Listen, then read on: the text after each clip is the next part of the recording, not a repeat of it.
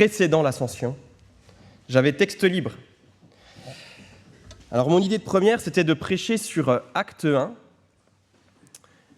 sur donc le récit autour de l'ascension. Et puis de fil en aiguille, je me suis dit, j'aimerais bien me concentrer finalement sur les paroles laissées par Jésus avant de monter au ciel. Vous savez, quand votre maître vous dit, est sur le point de partir et vous dit « Ah, attends, j'ai encore quelque chose d'important à te dire. Écoute bien. » Et bien justement, nous aussi, il faut qu'on ait les oreilles grandes ouvertes, parce que c'est ultra important ce qu'il a donné à ce moment-là. Et puis j'ai rapproché ce texte des dernières paroles que Jésus donne dans l'Évangile selon Matthieu.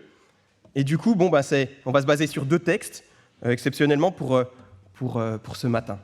Voilà. Donc j'ai intitulé cette prédication « L'ordre de marche laissé par Jésus avant de monter au ciel ». Alors pour replacer le contexte, nous allons lire une section un peu plus longue, tout d'abord dans Acte 1, donc les 12 premiers versets. Acte 1, les 12 premiers versets.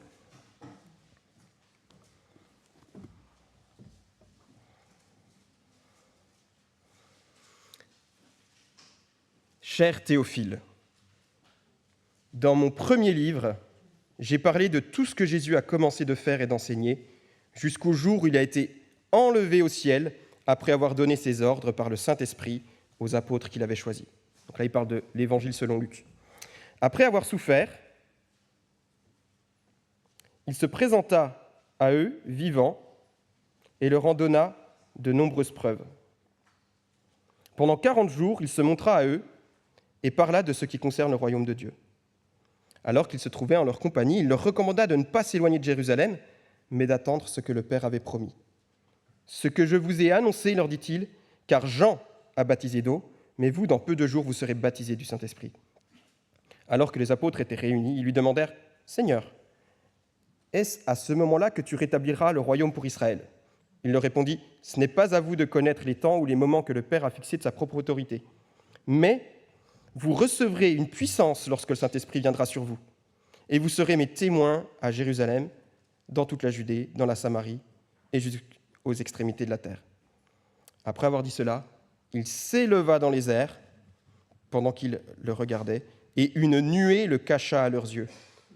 Et comme ils avaient les regards fixés vers le ciel pendant qu'ils s'en allaient, 2 hommes habillés de blanc leur apparurent et dirent « Hommes de Galilée, pourquoi restez-vous à regarder le ciel ? Ce Jésus qui a été enlevé au ciel du milieu de vous reviendra de la même manière que vous l'avez vu aller au ciel. » Alors ils retournèrent à Jérusalem, de la colline appelée Mont des Oliviers, qui est près de Jérusalem, à la distance d'1 kilomètre environ. Donc dans ce que nous venons de lire,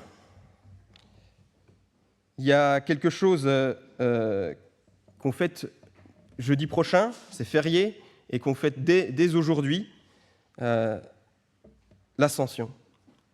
L'Ascension, ça marque un départ, une séparation avec toutes les souffrances qu'une séparation peut causer, la tristesse. Et le nouveau catéchisme pour la cité répond à la question 51. Voici la question 51. En quoi l'ascension de Christ est-elle pour nous un avantage ? Voici la réponse. Christ est physiquement remonté au ciel pour notre bien, tout comme il est physiquement descendu sur terre pour notre bien. Il est maintenant notre avocat, nous l'avons chanté, auprès de son Père. Il nous prépare une place et nous envoie le Saint-Esprit. Tout chrétien sait qu'il est appelé à partager l'Évangile et à témoigner de sa foi. Ce n'est pas seulement un devoir dont nous pensons devoir nous acquitter, c'est surtout un désir sincère que nous espérons voir se réaliser. Que nos connaissances rencontrent le Seigneur Jésus et mettent leur foi en lui. Le désir est si fort que nous le portons chaque jour dans la prière. Pourtant, entre la prière passionnée et la conversion du quotidien, quelque chose change. Quand le sujet de la foi arrive autour d'un repas ou d'une conversation à la pause café, les mots peuvent manquer. L'assurance s'efface et l'envie de se taire prend le dessus bien souvent. Si cette tension vous parle, rassurez-vous, vous n'êtes pas seul. Beaucoup de chrétiens vivent ce décalage et se sentent démunis lorsqu'il est question de témoigner. Pourquoi Jésus n'a-t-il pas confié cette mission d'aller former des disciples et d'être ses témoins à des anges? Ça aurait été quand même plus simple, non? Parce que c'est parfois difficile pour nous témoigner, on a peur. Les gens nous connaissent trop bien et voient que notre vie n'est pas toujours en adéquation avec nos croyances. Ils connaissent nos défauts, nos travers. Et on pense aussi que parler de sa foi peut être perçu comme si l'on voulait imposer l'idée à quelqu'un qu'il serait dans l'erreur. Selon cette logique, toutes les religions se valent et tous les points de vue se défendent. Et parfois, donc, on n'ose pas ouvrir la bouche parce qu'on se dit que notre témoignage n'aura pas la même portée que si c'était un ange qui parlait à notre place. Alors imaginez qu'un ange vienne parler à votre place à vos enfants. L'ange arrive, imaginons avec ses ailes déployées peut-être, il communique le message à mes enfants, envers qui parfois j'ai manqué de patience. Alors est-ce que ça aurait plus d'impact ? Eh bien en fait, Dieu a déjà parlé par des anges.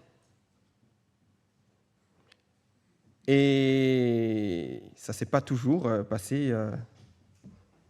Ça n'a pas fait grandir la foi forcément.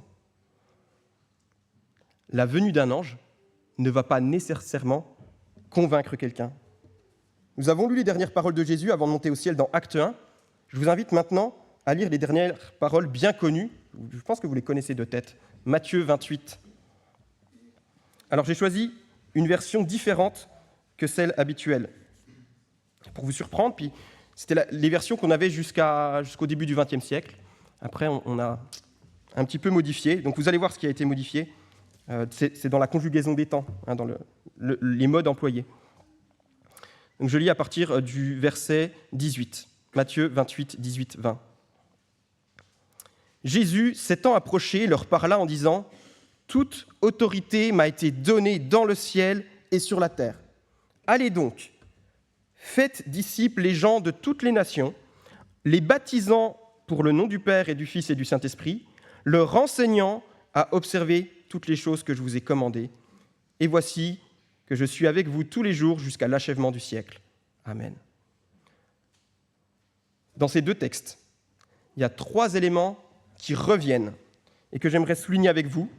C'est le mandat de Christ pour ses disciples. Parfois, on appelle cela la grande commission. Vous savez, lorsque vous êtes soldat, bientôt, vous verrez, vous attendrez votre ordre de marche.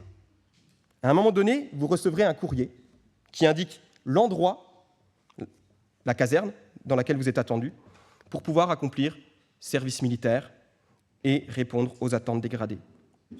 Aujourd'hui, on a en quelque sorte un ordre de marche que Christ nous a donné, et dans ces 2 textes, nous retrouvons 3 éléments. Alors, le premier élément, c'est par quelle puissance. Le deuxième, pour quel objectif. Troisième, de quelle manière pouvons-nous l'accomplir. Je fais juste un petit teaser. Premier élément, par quelle puissance. Christ nous assure de sa puissance et de sa présence. Dans Acte 1, c'est plutôt la puissance dont il est question. Vous recevrez une puissance. Et dans Matthieu, certes, il y a toute autorité m'a été donnée dans le ciel et sur la terre, mais il y a aussi « je suis avec vous jusqu'à la fin du monde ». Il y a aussi la présence, puissance et présence.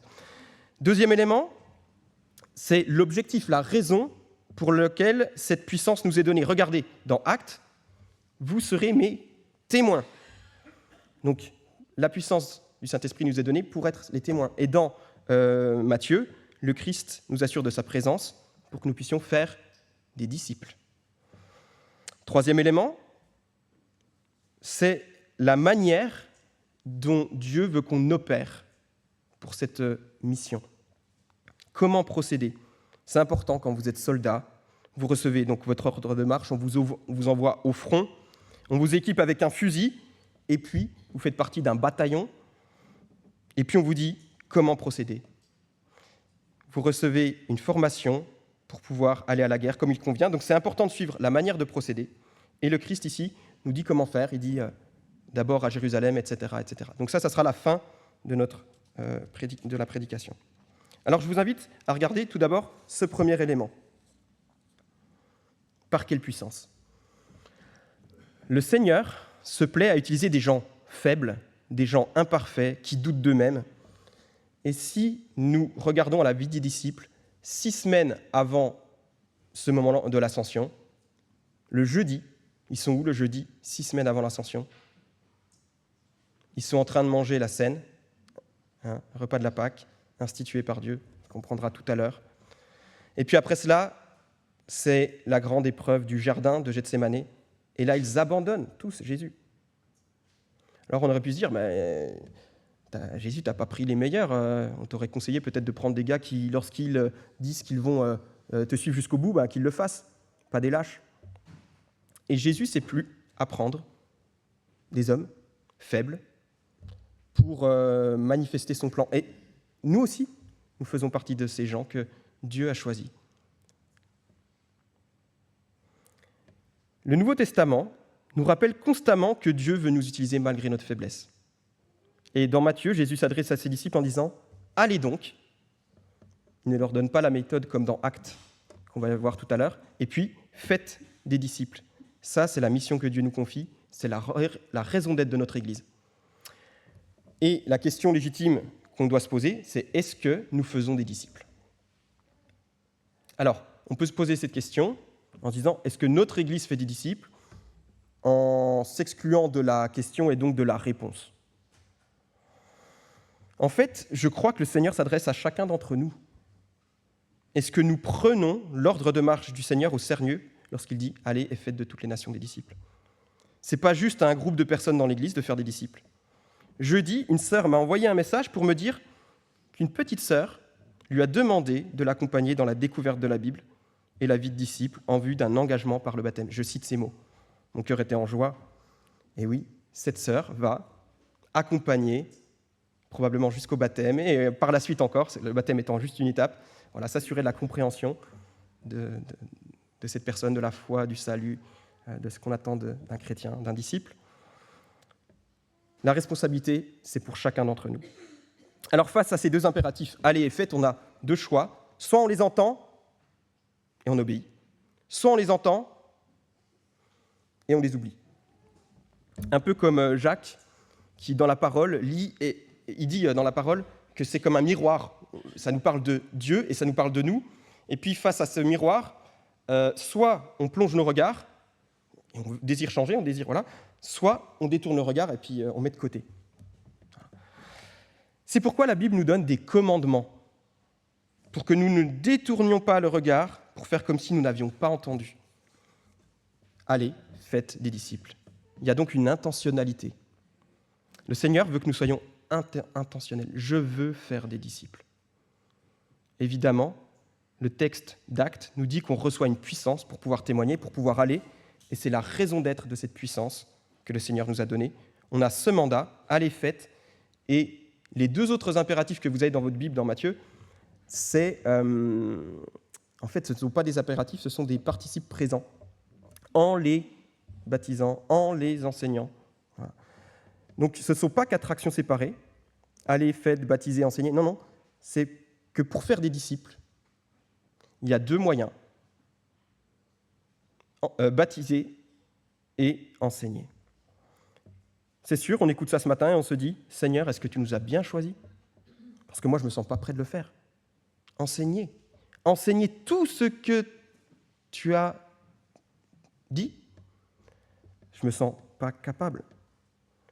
Vous savez, quand le Seigneur nous parle d'une puissance dans Actes, et quand il nous dit dans Matthieu « Toute autorité m'a été donnée dans le ciel et sur la terre », Jésus parle de puissance. Quelle est cette puissance qu'il nous donne ? Vous allez dire le Saint-Esprit, vous avez raison, mais pas que. Peut-être que si nous avons des difficultés dans notre témoignage ou à faire des disciples, c'est peut-être parce qu'on a peur. On ne comprend pas que Dieu nous a donné une puissance. Et nous laissons de côté l'ordre de marche que Dieu nous a donné. Alors si on regarde dans Matthieu, le mot « toute autorité » peut très bien être traduit par autorisation ou pouvoir, alors que dans Actes, le mot traduit en grec, du grec par puissance, a donné le mot dynamisme, une force qui habite en nous. Donc, d'une part, c'est une autorité, une autorisation, et d'autre part, c'est une puissance qui habite en nous, qui nous permet d'aller de l'avant. Et on a besoin des deux pour répondre à la mission. En fait, si j'ai simplement la puissance qui est en moi sans l'autorisation, ça peut engendrer toutes sortes d'excès. Et si j'ai juste l'autorisation sans avoir la puissance, là, je n'aurai pas moyen de concrétiser ce que je veux faire. Exemple, un policier qui a revêtu son habit de policier se met au coin de Technoland. Ses gyrophares ne fonctionnent pas, donc il sort de sa voiture. Il fait des grands gestes. Que vont faire les automobilistes ? Ils vont lui obéir. Moi, je me pointe à Technoland. Je me fais tailler un short. Parce qu'il a l'autorité, qui est symbolisée par l'uniforme. Et il a aussi la puissance. Eh bien, quand nous pensons à l'évangélisation, un sentiment étrange s'installe, presque du ressentiment. Nous avons découvert Jésus avec joie, nous avons reçu le don gratuit du salut, et puis soudain, cette exigence inattendue apparaît comme si elle était écrite en petits caractères en bas du contrat. Nous devons être ses témoins dans le monde. On nous a donné la grâce et le pardon, et maintenant, on nous demande ça. L'évangélisation nous apparaît comme un supplément imposé, un ajout au salut que Dieu aurait inséré dans le contrat à notre insu. En fait, l'évangélisation, c'est pas avant tout des cours d'évangélisation ou des méthodes. Les méthodes sont secondaires. L'essentiel, c'est de reconnaître que Christ nous a autorisés, nous a envoyé un ordre de marche et une puissance pour nous guider. Et il y a des gens qui sont animés de la puissance du Seigneur, qui reconnaissent son autorité et qui sont remarquables dans les fruits d'évangélisation qu'ils portent, alors qu'ils n'ont pris aucun cours. Alors, est-ce que ça repose sur un savoir ? Est-ce que ça repose sur autre chose ? Est-ce que nous reconnaissons que lorsque Christ nous envoie, il nous envoie en fonction de sa propre autorité, et il nous envoie en nous donnant la puissance du Saint-Esprit ? Est-ce qu'on met ça dans la balance ? Alors, prions pour que Dieu nous ouvre les portes. Prions pour que la puissance de Dieu se manifeste au travers de notre témoignage. Prions pour qu'il nous accorde la puissance de l'Esprit, qui fait que nous allons être dirigés par le Saint-Esprit, nous allons pouvoir témoigner de Jésus et nous allons pouvoir faire des disciples. Donc ce n'est pas avec notre puissance à nous que nous pouvons amener quelqu'un au salut. Vous savez, je reviens aux enfants, s'il y en a un qui tourne mal, vous savez, vous allez élaborer tout un argumentaire et dire « il ne résistera pas à mon argumentation, il sera obligé d'admettre qu'il a tort ». Pareil avec une personne qui vous a fait du tort, vous dites « ah, je vais lui dire ça, ça, ça ». Elle sera obligée d'accepter qu'en effet, elle est en tort. Et puis vous rencontrez Hortense, la personne à qui que vous parlez, et puis Hortense, vous êtes complètement stupéfait parce que, pourtant vous avez bétonné vos arguments, et il n'y a pas de remise en question, rien. Alors vous beurrez encore plus large, parce que vous voulez absolument convaincre la personne. Et puis quand la discussion est terminée, vous rentrez chez vous, vous êtes frustré. Parce que vous avez peut-être perdu un peu votre calme, et puis vous réfléchissez. Le Seigneur vous rappelle que ce n'est pas vous qui avez la force de persuasion, ce ne sont pas vos arguments, aussi bien montés qu'ils soient, qui vont convaincre vos interlocuteurs du salut en Jésus-Christ. Alors bien sûr, on doit être capable de répondre aux questions de notre foi, de ce en quoi on croit. Bien entendu, il faut être prêt à répondre de tout cela. Donc cette puissance, autorisation, Saint-Esprit qui habite en nous. Maintenant, l'objectif, les objectifs. Premièrement, pour que vous soyez mes témoins. Et puis Matthieu dit, allez, faites des disciples. Donc dans Actes, Jésus met l'accent non pas sur ce qu'on fait, mais sur ce qu'on est, témoin. Nous, généralement, on met l'accent sur ce qu'on fait. On décide de faire un repas témoignage, on va inviter des amis, on va participer à l'effort d'évangélisation, faire de l'évangélisation. Mais Jésus ne nous dit pas, vous recevrez une puissance et vous ferez de l'évangélisation. Non. vous recevrez une puissance et vous serez mes témoins. Autrement dit, ce n'est pas ce que nous faisons qui détermine notre identité, c'est ce que nous sommes. Et le Seigneur nous dit maintenant, tu es mon enfant, tu es mon témoin. C'est intéressant parce que un chrétien, il peut être soit un bon témoin, soit un mauvais témoin. Et le Maître veut nous donner cette puissance afin que nous puissions être de bons témoins. En fait, le mot témoin, dans le grec du Nouveau Testament, c'est martyros, martyr. Et nous, quand on pense à martyr, on pense à celui qui meurt lors des persécutions. Mais ce n'est pas tout à fait ça d'un point de vue biblique. Martyr, c'est témoin. Et oui, le témoin de Christ, le martyr de Christ, c'est celui qui meurt, mais à lui-même, premièrement. Le martyr de Christ, le témoin de Christ, c'est celui qui meurt à lui-même, premièrement. À ses propres peurs, à ses propres craintes, à son péché, pour se tourner vers Dieu et lui dire « Écoute Seigneur, tu m'as donné un ordre de marche, je vais le suivre, je sais que c'est difficile pour moi, mais je veux, par la foi, m'appuyer sur ta puissance. Par la foi, je veux rechercher la puissance de Dieu dans mon témoignage et je veux mourir à moi-même. » Voilà le bon témoin, celui qui meurt à lui-même pour laisser paraître Christ à travers lui.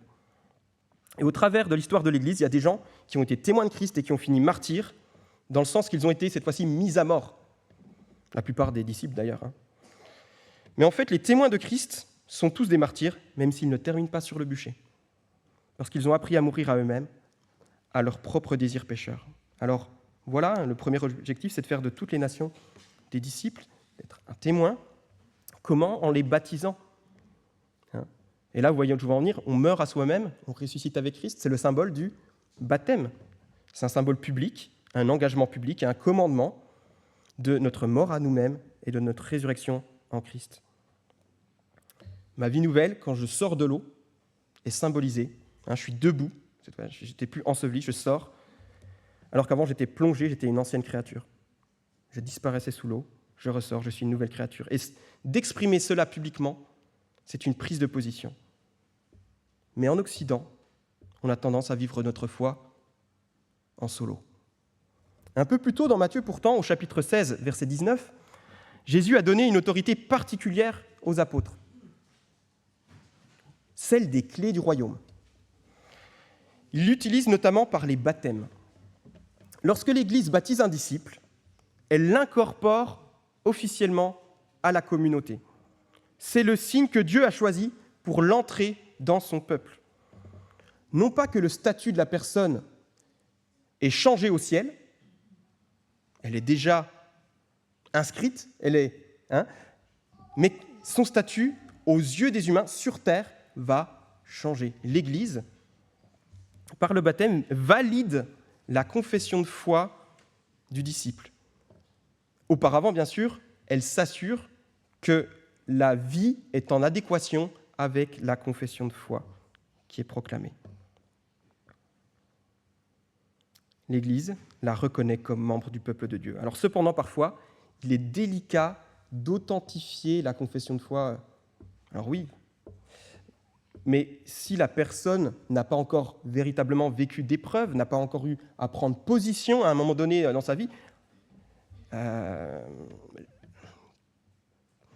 ne peut pas forcément... C'est délicat, c'est hasardeux, pour ma part, je pense, de la baptiser. Alors, au temps des disciples, au temps de l'Église primitive, quand on se faisait baptiser, on savait très bien le prix que ça allait coûter. On allait perdre des relations dans sa famille, on allait perdre des relations dans son village, on allait sûrement vivre la persécution. Donc on savait très bien qu'en s'engageant, on allait porter notre croix, et c'était clair, c'était évident. Mais on allait trouver une famille en Christ. Alors qu'aujourd'hui, on vit dans un monde où finalement on peut demander le baptême et puis derrière ne pas vivre d'épreuves tout de suite et voir si vraiment on est persévérant. Donc voilà pourquoi on évite, on s'assure avant de baptiser les trop jeunes. Alors trop jeunes, qu'est-ce que c'est ? Est-ce qu'il y a un âge ? Voilà. Le Seigneur a dit Ceux qui me renient devant les hommes, moi je vais les renier aussi devant mon Père. Des paroles qui paraissent dures. Hein. Donc si nous voulons former des gens à être des disciples, il faut les préparer à les baptiser, qu'ils comprennent véritablement le sens du baptême, non seulement au moment où ils sont baptisés, mais que ce qu'ils expriment par le baptême, ça puisse être ce qui les motive pour leur vie qui suit le baptême. Maintenant que j'ai été baptisé, je vis une nouvelle vie. Maintenant que j'ai été baptisé, je ne vis plus comme avant. Ce n'est plus moi qui décide de ma vie, c'est le Seigneur. Est-ce que lorsqu'on prend le baptême, actuellement, on se dit ça, comme du temps il y a 2000 ans? Donc ça, c'est à enseigner, à s'assurer avant. Et chaque fois que nous assistons à un baptême, je ne sais pas vous, mais moi je me pose la question, est-ce que je vis cette nouvelle vie? Eh bien, pardon Seigneur, parce que je ne la vis pas pleinement, vraiment. Donc c'est l'occasion de se repentir et de changer. Le baptême, en les baptisant et puis ensuite en les enseignant à observer toutes les choses que je vous ai commandées. Enseigner à obéir, ce n'est pas évident. Hein. C'est le boulot des parents, mais c'est aussi ce qui incombe à chacun d'entre nous. Quand quelqu'un devient chrétien et que la personne ne se comporte pas en disciple de Christ, qu'est-ce qu'on fait? Eh bien, on lui dit. On va la voir. Pas besoin de mettre toute l'Église au courant, on lui dit. Et puis elle change. 95% du temps, c'est ça. Ou à 2, à 3.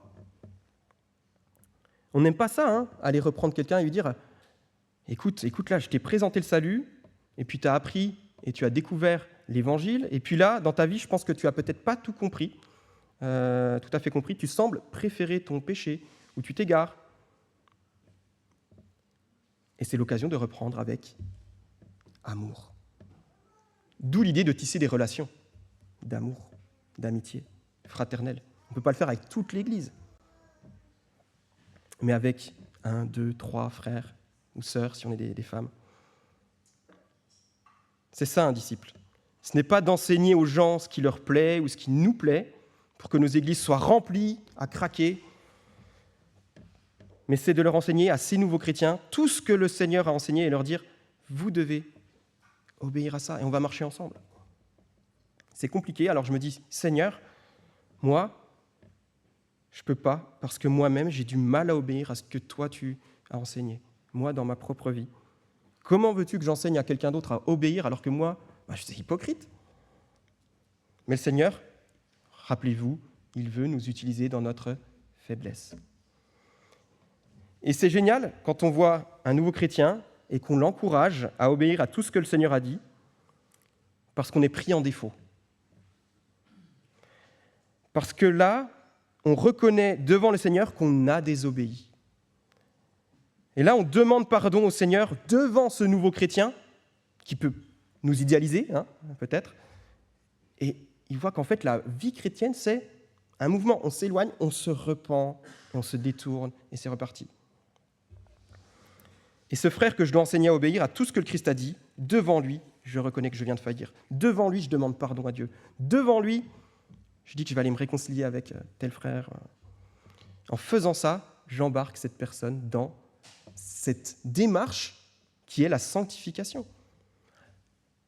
Des progrès par la repentance, on corrige notre marche, et non par l'apparence parfaite qui peut être vite un défaut. Hein. C'est clair, c'est une sorte de légalisme. Pourquoi est-ce que je ne peux pas former de disciples? Se pourrait-il que ce soit parce que j'ai des difficultés à accepter mon imperfection?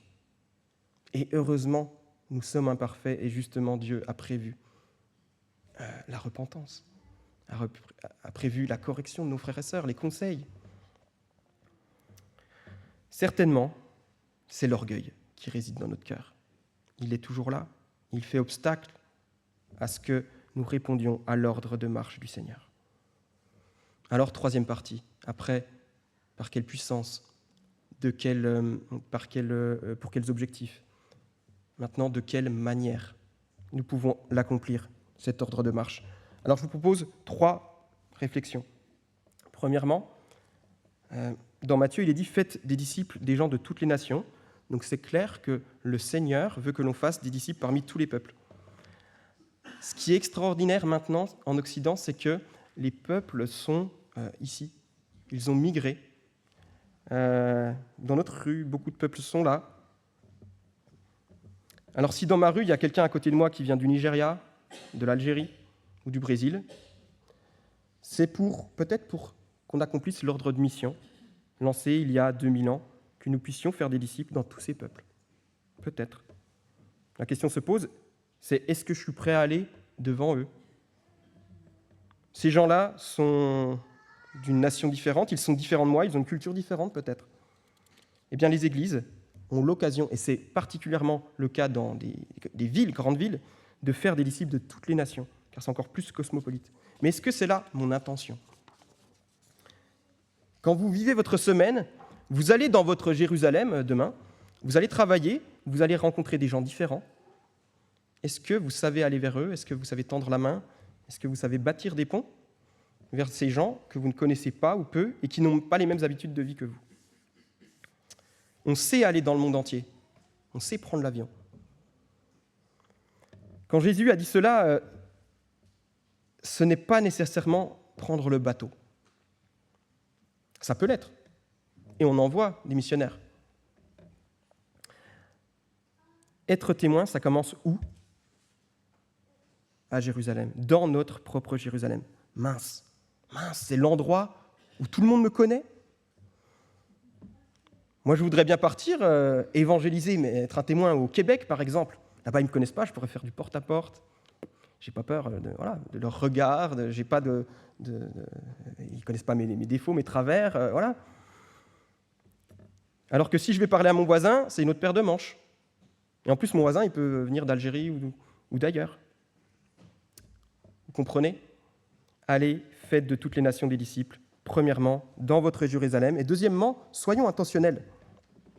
Jésus ne veut pas qu'on parte tout d'abord au fin fond du monde, mais il veut qu'on commence proche. Jérusalem, puis c'est la Judée, peut-être la Franche-Comté, puis au nord, la Samarie, l'Alsace, je ne sais pas.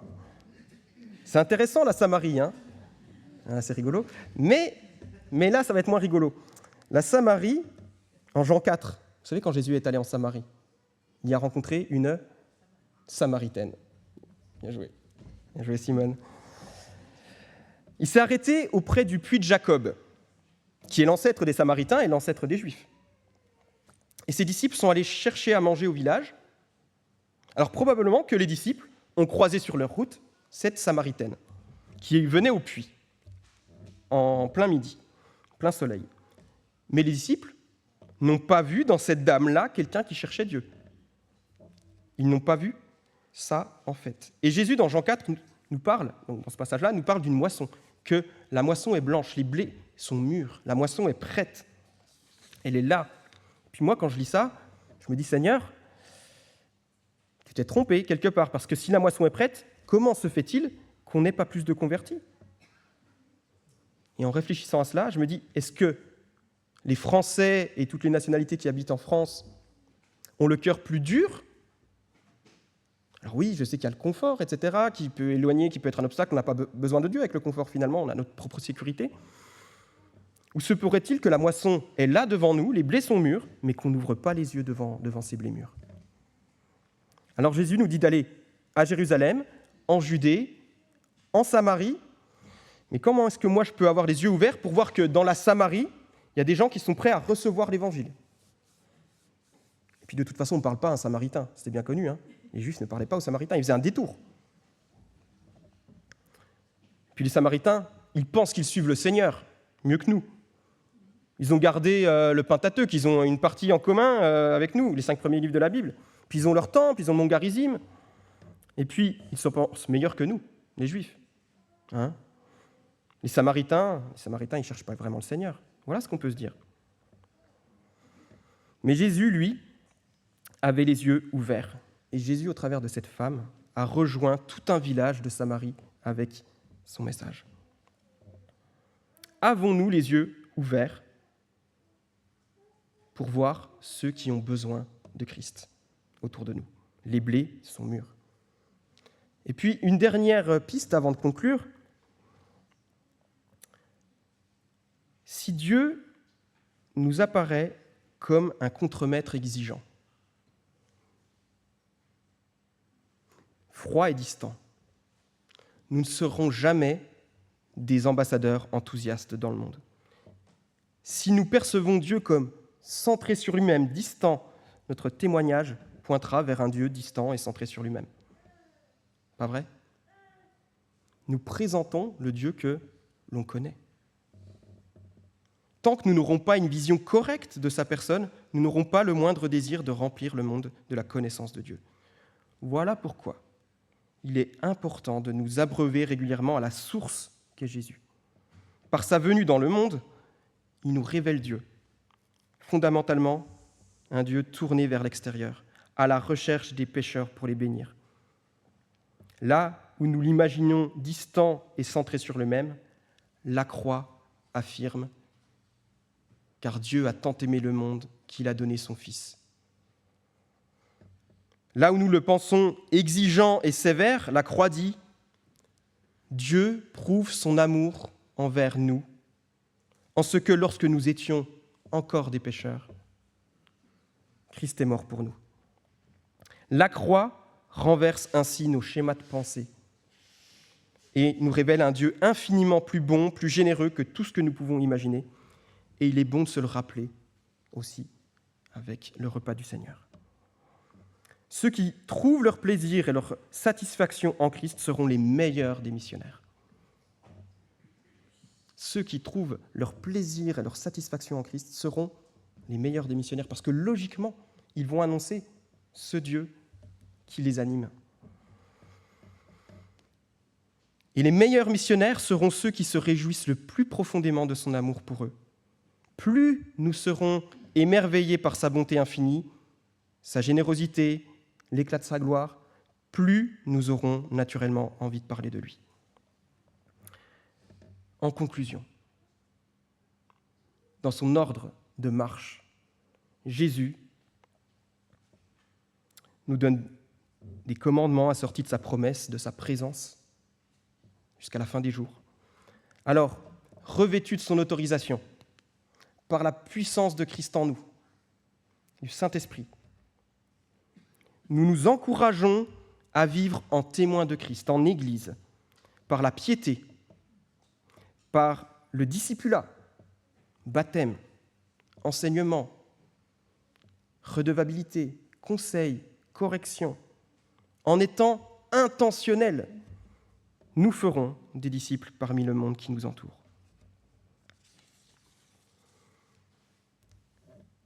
Je vous propose de terminer par la prière.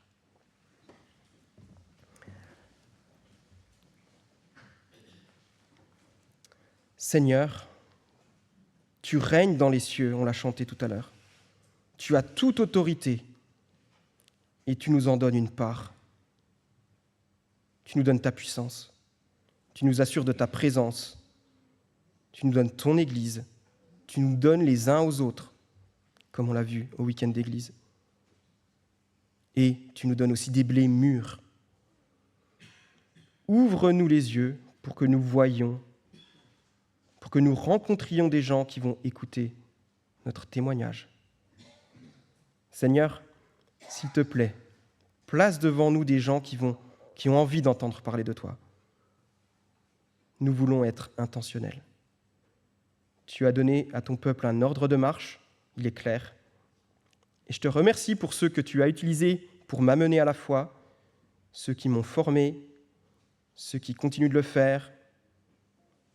Merci pour mes frères et sœurs qui cherchent à corriger ma marche quand elle ne t'honore pas, qui me font prendre conscience de la paille dans mes yeux avec l'amour. Dans ta grâce, pardonne-moi parce que je commence mes journées, puis tellement de choses m'accaparent que mes journées passent et que je les termine et que je n'ai même pas pensé à parler de toi. Je n'ai même pas eu l'intention. Et je constate que quand tu me nourris de ta parole, ça me fait tellement du bien. Aide-nous à rechercher ces moments d'intimité, à être intentionnels dans notre relation avec toi, avec nos frères et avec nos prochains. Ainsi, quand nous témoignerons de toi, tu nous utiliseras parce que nous serons intentionnels pour accomplir ton ordre de mission. Amen.